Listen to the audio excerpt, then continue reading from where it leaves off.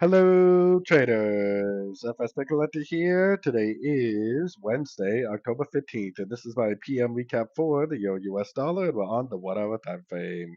So, on the 1 hour time frame, kind of sideways today. Like I was saying this morning, I still think this looks like a potential ABC correction, especially because to me, this looks like three ways down on the Euro dollar and the pound dollar. The whole thing is that the confirmation of this being a complete pattern is the break of structure to the downside. We do not have that break of structure to the downside. If it does break down, I think it is going to make another wave down on the daily time frame. If for whatever reason it doesn't break down, which it definitely doesn't have to, and it makes another higher low and keeps on pushing up, making higher lows, then if you are trading the 1 hour time frame and below, we should be looking for longs technically.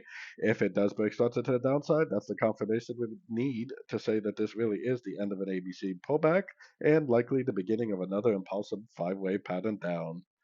So anyways, don't forget to check out my website, linked over here in the corner. And as always, thank you for watching and happy trading.